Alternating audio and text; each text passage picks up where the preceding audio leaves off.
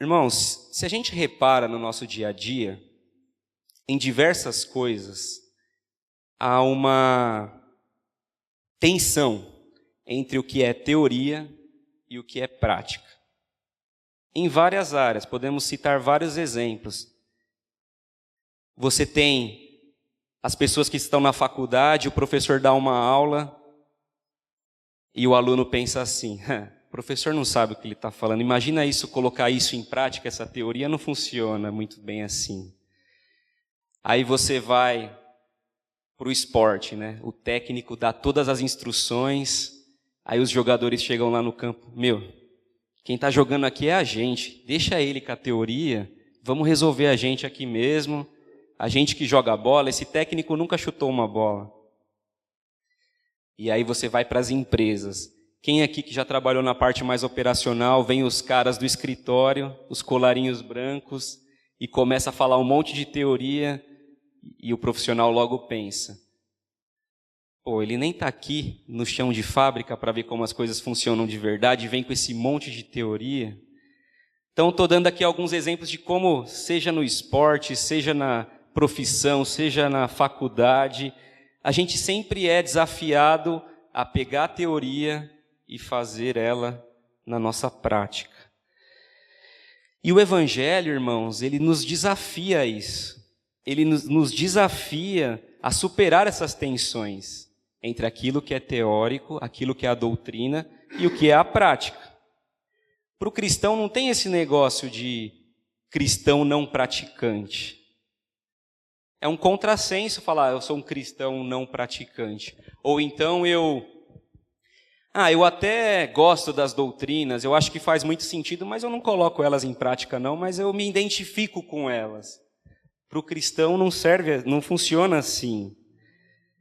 Tiago 1,22, a Bíblia diz: sede praticantes da palavra e não somente ouvintes, enganando a vós mesmos. Então a gente vê que desde a igreja primitiva, o cristão não é apenas sobre aceitar uma doutrina, concordar com ela, mas é de viver segundo as consequências dessas doutrinas.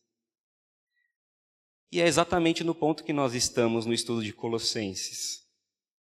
É onde nós nos encontramos atualmente. Então, Paulo começou ali na carta dando a toda a questão doutrinária acerca de Cristo. E a segunda parte da carta na qual nós estamos, a gente está tratando de questões práticas. Nós já fomos instruídos aqui, como novas criaturas, aquilo que nós não devemos fazer. Na semana passada a gente começou a trabalhar aquilo que nós, como corpo de Cristo, devemos fazer, que o Eliezer chamou de receita de bolo. Nós temos uma receita aqui, bem trouxe essa figura, porque de fato Paulo vai dando instruções ali. E hoje eu pretendo continuar essa receita, né? A gente vai continuar essa receita agora tratando de questões que nós precisamos ter práticas em relação à família, em relação ao trabalho e às nossas relações sociais. Semana passada, nós, enquanto corpo de Cristo, e a gente crê que o Evangelho não há nada na nossa vida que fica de fora. Colossenses está falando isso, está falando do Supremo Cristo, então ele tem supremacia sobre todas as áreas da nossa vida, inclusive a família e o trabalho. Então, texto de hoje, Colossenses capítulo 13, nós vamos começar do verso 18 e iremos até o 4:1.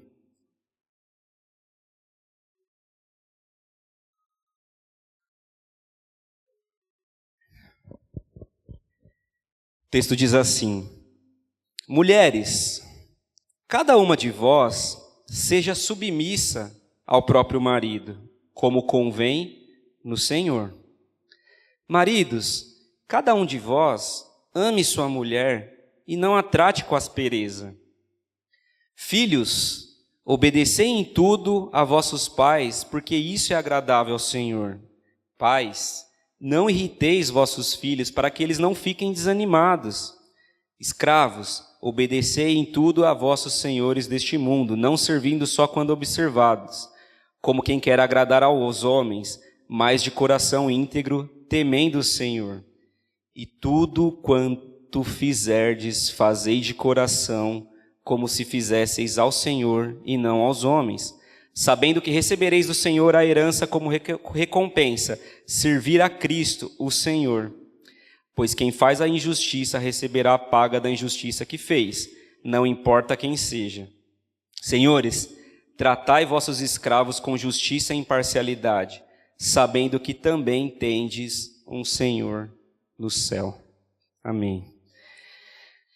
Esse texto de hoje, ele poderia ser dividido em várias partes aqui.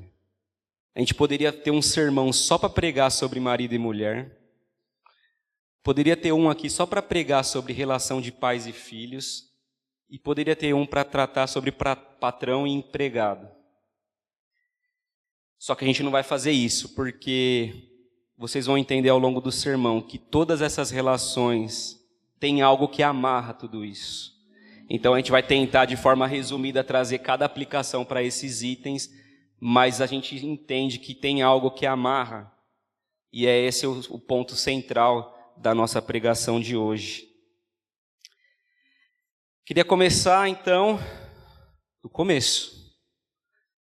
Mulheres, cada uma de vós seja submissa ao próprio marido, como convém no Senhor. Maridos, cada um de vós ame sua mulher, não a trate com aspereza.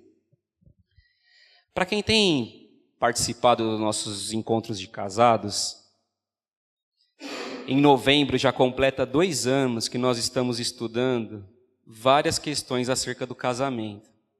E nós tivemos um estudo só para tratar da questão da submissão da mulher ao casamento e a autoridade do marido na liderança, da família. E obviamente eu não vou conseguir trazer aqui todos os princípios que nós aprendemos, mas eu quero trazer a ideia central para falar de submissão e para falar de autoridade. Se passa alguém na rua e falar assim, submissão da mulher, a igreja ainda está com esses papos ainda hoje, é capaz de eu tomar uma pedrada daqui se alguém passar ali e ver, né? Porque a gente pega a ideia do mundo de autoridade e de submissão e quer trazer para dentro da igreja, quer trazer para dentro do casamento, quando na verdade é a gente que tem que influenciar o mundo com a nossa maneira de entender o evangelho e colocar em prática. Então não é o mundo que vai nos moldar, mas é a palavra de Deus que nos molda. E qual é o nosso maior exemplo de modelo para tudo na vida? Jesus Cristo. Jesus, e esse é o princípio que eu quero trazer para a nossa aplicação aqui no casamento. Jesus, ele é um modelo tanto para a mulher na submissão, quanto para o homem na autoridade. Olha o que diz Filipenses 2,5, mulheres.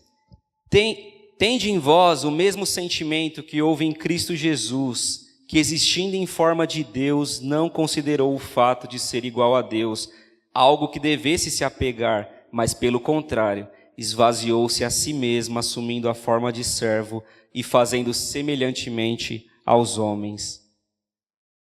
O filho se sujeita à liderança do pai com atitude desprendida, assume o papel de subordinado com alegria e de forma voluntária, e não como um resultado de uma coerção ou inferioridade.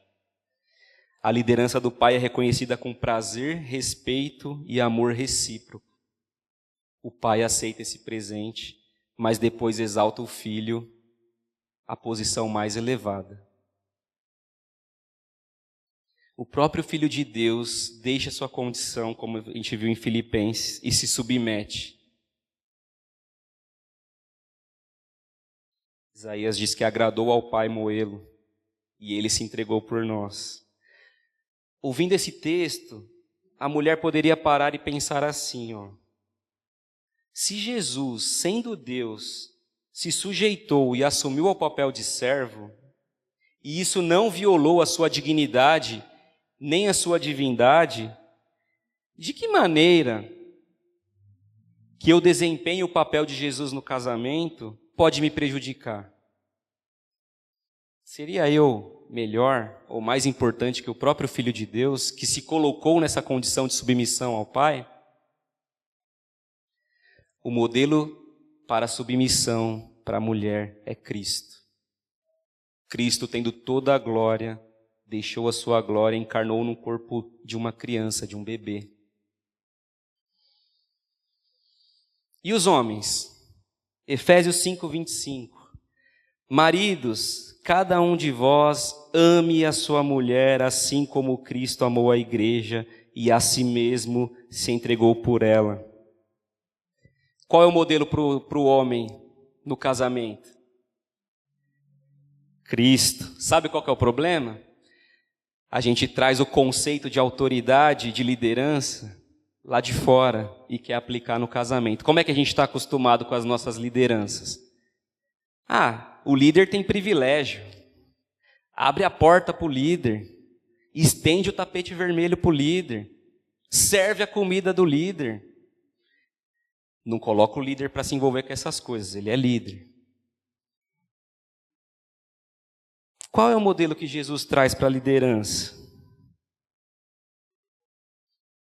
Efésios ensina que o marido deve amar como Cristo amou a igreja. Como que Cristo amou a igreja?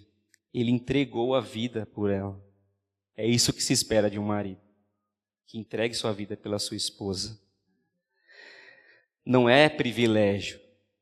O nosso Deus, Jesus Cristo, ele era um líder, tinha autoridade, mas ele lavava os pés. Na última semana, antes dele ascender, antes dele ir embora, ele ir para a cruz, ele lavou os pés dos discípulos. Esse era o exemplo de liderança, um líder servo, um líder que se coloca na situação de servir. Cristo amou a sua igreja e se entregou por ela. Portanto, a autoridade esperada é uma autoridade sacrificial. Então, tanto a submissão é um sacrifício para a mulher e a autoridade é um sacrifício para o homem, no sentido de se entregar ao outro. Homens, amar a esposa significa cuidar dela, servi-la, dedicar as suas atenções, abençoá-la, fazer que ela seja feliz. Isso significa amar nesse contexto. Muito mais do que um sentimento, é atitudes em relação a ela. Agora eu faço uma pergunta para vocês. Que mulher não se submeteria ao marido que vive dessa forma e dá a vida por ela? Porque a submissão está inevitavelmente ligada à exigência de os maridos amarem as suas esposas. Não se trata de uma obediência cega. É no Senhor. Quer dizer, o marido chega para a mulher e fala: mulher, pode pedir as contas no serviço amanhã, porque eu arrumei um negócio novo. Estão abrindo uma boca de fumo aqui embaixo que eu quero fazer parte e o negócio é lucrativo. A mulher... eu tenho que ser submissa ao meu marido, então, beleza, vou pedir as contas e ele que está tomando a liderança. Não, isso aqui é errado, está quebrando uma regra. É no Senhor. Então, não é uma submissão cega. O marido tem como cabeça Cristo e ele é o cabeça da mulher. Nós somos egoístas por natureza. Nós buscamos o nosso próprio interesse. Para a gente viver verdadeiramente essas duas verdades que nos desafiam, de amar a esposa, de servi-la, e da mulher se submeter à liderança do homem no casamento, nós precisamos do Espírito Santo trabalhando em nós todos os dias. Quando marido e mulher assumem essa postura, o fardo dos deveres torna-se mais leve. Porque é mais fácil amar quem se submete, e é mais fácil se submeter a quem nos ama. De novo, é mais fácil amar quem se submete, e é mais fácil se submeter a quem nos ama. Que a gente tenha Cristo como modelo, e a gente pare de querer usurpar o papel um do outro. Não é uma questão de importância. Não é um mais importante que o outro. Em Cristo nós somos todos iguais. nesse sentido. Nós somos homem e mulher feitos à imagem de Deus. É uma questão de função. Não é uma questão de mais importante, menos importante. Questão de função, papéis que Deus colocou para a família. Filhos, obedecei em tudo a vossos pais, porque isso é agradável ao Senhor. Pais, não irritei vossos filhos, para que eles não fiquem desanimados. Filhos, honrem os seus pais. Demonstre isso através de reverência, obediência e gratidão. E não se trata dele merecer ou não, porque os pais são pecadores, os pais falham.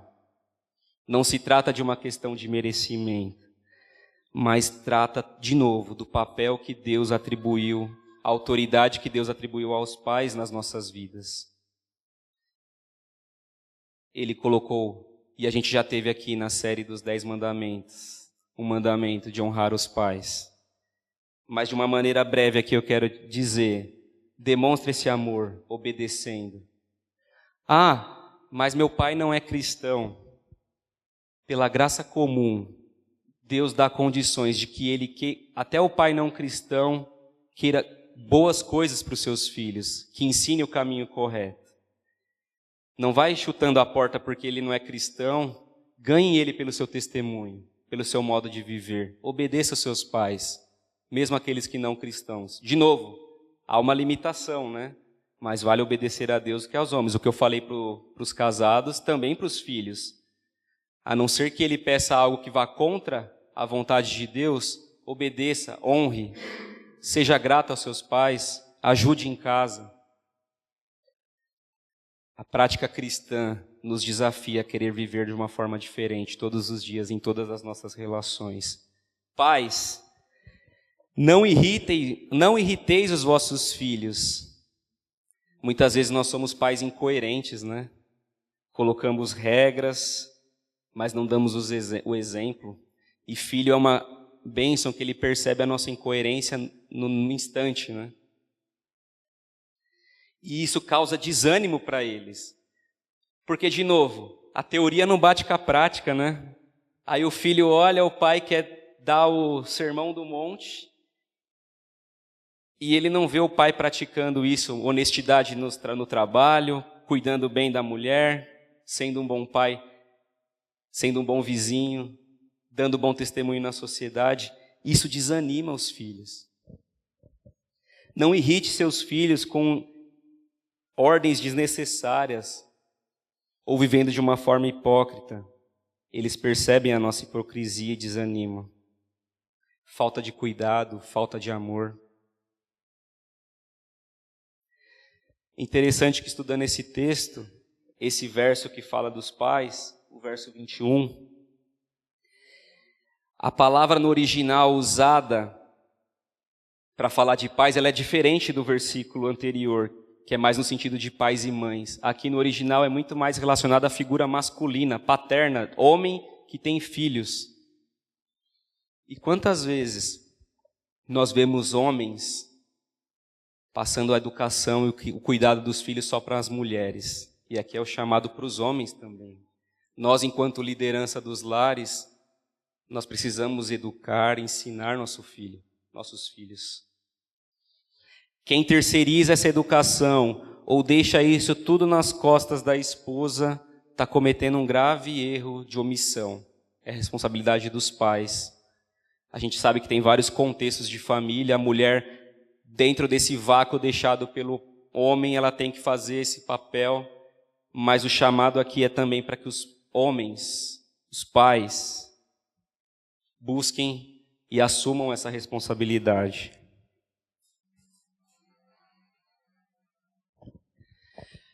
Escravos, obedecei em tudo os vossos senhores deste mundo, não servindo só quando observados, como quem quer agradar os homens, mas no coração íntegro, temendo ao Senhor. É importante aqui a gente fazer um destaque, irmãos, que naquela época, tanto na cultura judaica como na cultura greco-romana, a escravidão era algo que fazia parte daquele sistema. E o Novo Testamento ele não contesta esse sistema. Paulo está tratando sempre na questão do encorajamento para os cristãos. Agora, é importante a gente falar também, o fato de Paulo não ter tratado e contestado não quer dizer que ele endossou esse sistema. Ou seja, que ele ratificou, que ele concordou com aquilo. Mas a preocupação de Paulo era, na condição que você está, há uma forma de servir ao Senhor. Seja a condição qual for. E o próprio apóstolo Paulo, em Coríntios, ele cita uma situação em que, se o escravo tivesse condição de ser liberto, que ele aproveitasse a oportunidade. Então, tem uma condição aqui para você mudar de situação. Se assim for permitido, segue o jogo. Assim como nós trabalhamos, nós temos condições de socialmente ascender estudando, crescendo, de uma forma, a gente pode crescer num contexto social menos favorecido e através do estudo, através das condições que são dadas, a gente crescer, né? Mas o que Paulo está focando aqui é, escravos, mesmo nessa condição, façam o que é certo, sirvam ao Senhor. E a gente vai ver mais para frente, séculos depois, que o cristianismo ele foi determinante para o fim da escravidão e teve forte influência, séculos mais tarde. E nós vamos, quando a gente estudar a carta de Filemon, provavelmente a gente vai passar disso com mais detalhe, mas a gente precisa fazer esse destaque aqui. A preocupação de Paulo é que os escravos vivam de modo digno do chamado, como a gente aprendeu em Colossenses, independentemente da condição que eles estavam. Em outras palavras, ele está dizendo assim, o cristão pode servir ao Senhor, mesmo estando encarcerado, em um subemprego, em qualquer realidade social em que se encontre. O Evangelho alcança as pessoas de qualquer posição ou classe econômica e lhes diz que podem servir a Deus onde estiverem, da maneira que se encontrarem. E naturalmente transforma esses indivíduos em pessoas melhores que viverão para a glória de Deus. A gente não está mais num sistema de escravidão, mas a gente tem na relação de trabalho a questão do patrão e do empregado. Seja qual condição que for do seu emprego, nós precisamos servir para a glória de Deus. Por quê? Paulo dá um modo de fazer isso. Fazer como ao Senhor. Tudo que vocês fizerem, façam como se fosse para o Senhor. Em última instância, você está servindo ao Senhor.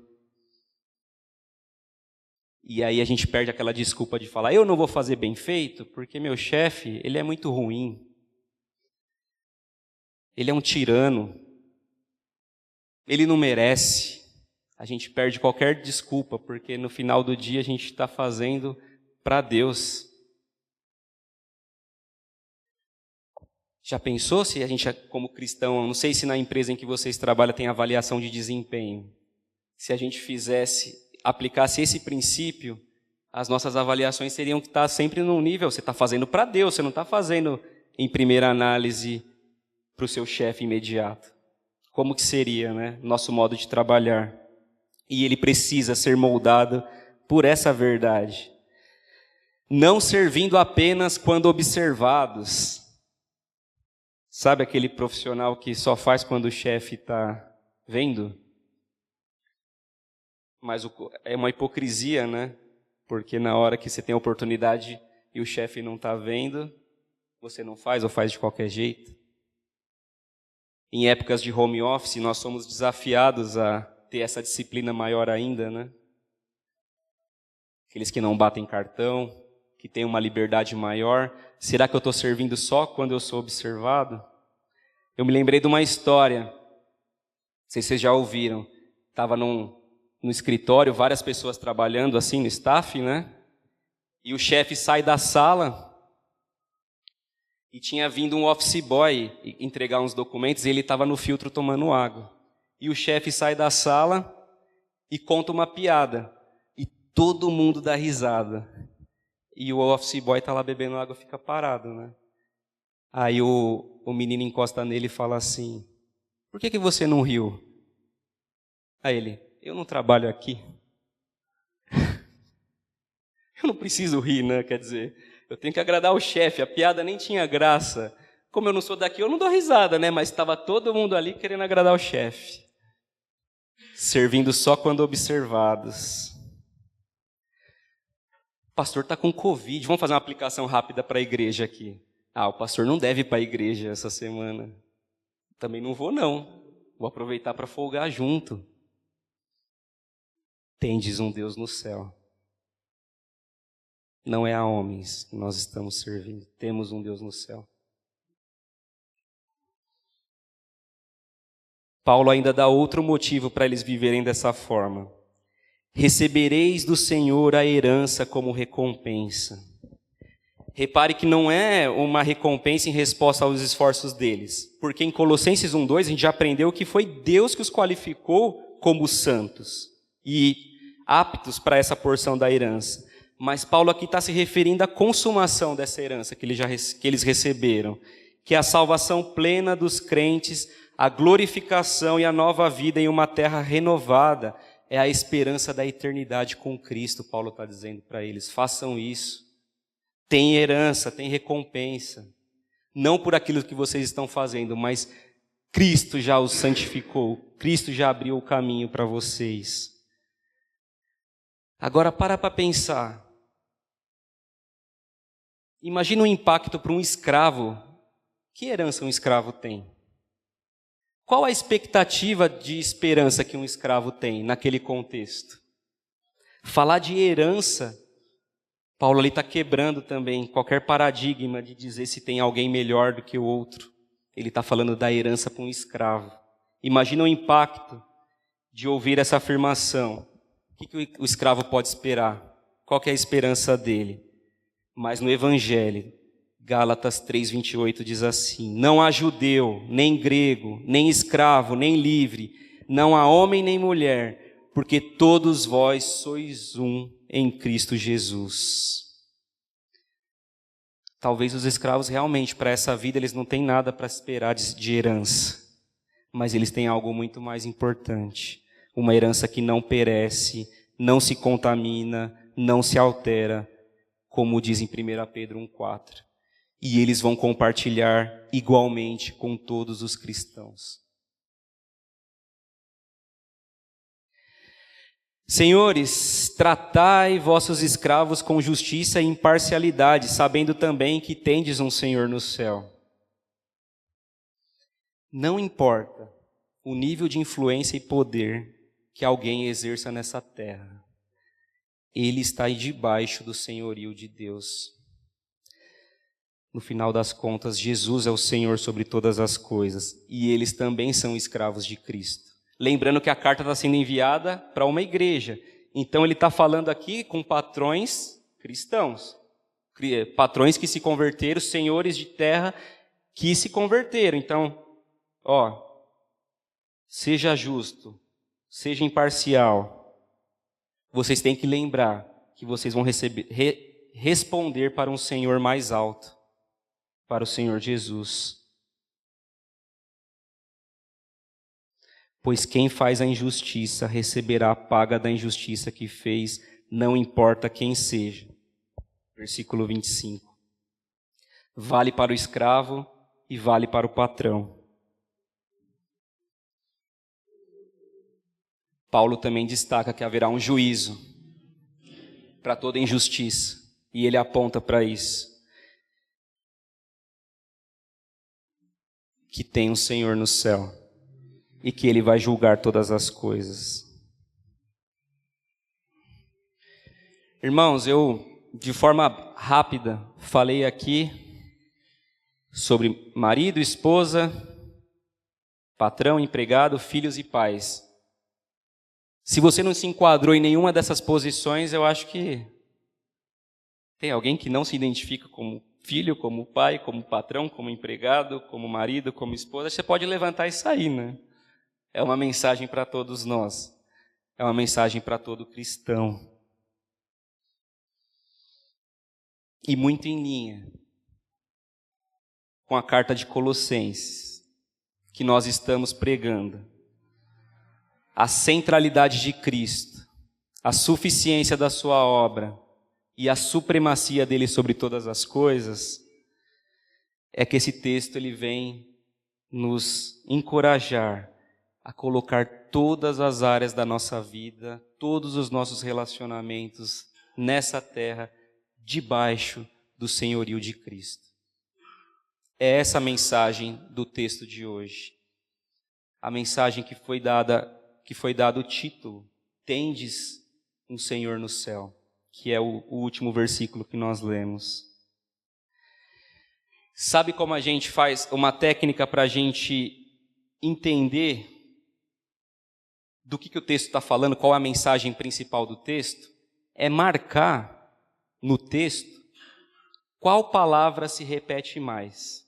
E ali você consegue entender do que o texto está falando. A gente falou de casamento, falamos de tratamento de filhos e pais, de escravos e senhores, mas eu vou fazer a leitura do texto enfatizando essa palavra, para os irmãos prestarem atenção. Mulheres, cada uma de vós seja submissa ao próprio marido como convém no Senhor. Maridos, cada um de vós ame sua mulher e não a trate com aspereza. Filhos, obedecei em tudo a vossos pais, porque isso é agradável ao Senhor. Pais, não irritei vossos filhos para que eles não fiquem desanimados. Escravos, obedecei em tudo os vossos senhores deste mundo, não servindo só quando observados, como quem quer agradar os homens, mas de coração íntegro, temendo o Senhor. E tudo quando fizerdes, fazei de coração como se fizesses ao Senhor, e não aos homens, sabendo que recebereis do Senhor a herança como recompensa, servir a Cristo o Senhor. Pois quem faz injustiça receberá a paga da injustiça que fez, não importa quem seja. Senhores, tratai vossos escravos com justiça e imparcialidade, sabendo que também tendes um Senhor no céu. 9 versículos, 7 vezes a palavra Senhor. É a supremacia de Cristo sobre todas as coisas. Qualquer relacionamento é no Senhor.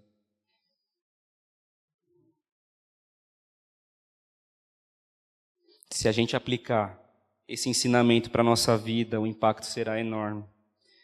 A gente vai começar a olhar além dos defeitos que nós podemos ter, das dificuldades, seja no casamento, seja no nosso dia a dia, na vida profissional. A gente vai olhar para além disso, para servir ao Senhor.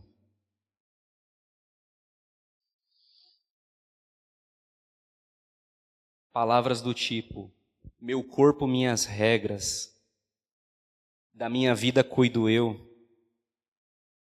não devo satisfação da minha vida para ninguém. São frases que não deveriam estar na boca dos cristãos. Nós temos hierarquia para cumprir aqui. Deus nos ensinou. E acima de tudo, acima de qualquer hierarquia, o Senhor está acima de todos nós. Como eu disse no início, caminhando para o fim, o cristianismo não é apenas uma filosofia, um conjunto de doutrinas para a gente crer. O cristão que é comprometido com Deus trará diferenças tremendas na sua vida. Ou ele é, ou ele não é. Ser parcialmente cristão é algo que não existe. Nós estamos na parte prática da carta. Então, como o Márcio falou aqui, nós não fazemos para sermos salvos, mas os nossos frutos aqui, eles demonstram a fé que nós temos. E se a gente está falando de parte prática, a gente precisa apresentar esses frutos diante de Deus, em qualquer área da nossa vida.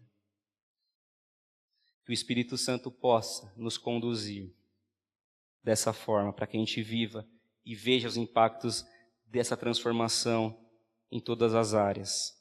E se você ainda não é cristão, a mensagem do Evangelho é arrependa-se e creia nas verdades do Evangelho. E deixe que Deus molde a sua família, o seu caráter, a sua vida profissional. Ele tem a melhor forma de viver para nós. Esposas, vocês têm um Senhor no céu. Maridos, vocês têm um Senhor no céu. Filhos, vocês têm um Senhor no céu. Pais, vocês têm um Senhor no céu. Empregados, vocês têm um Senhor no céu. Patrões, vocês têm um Senhor no céu. Vamos orar.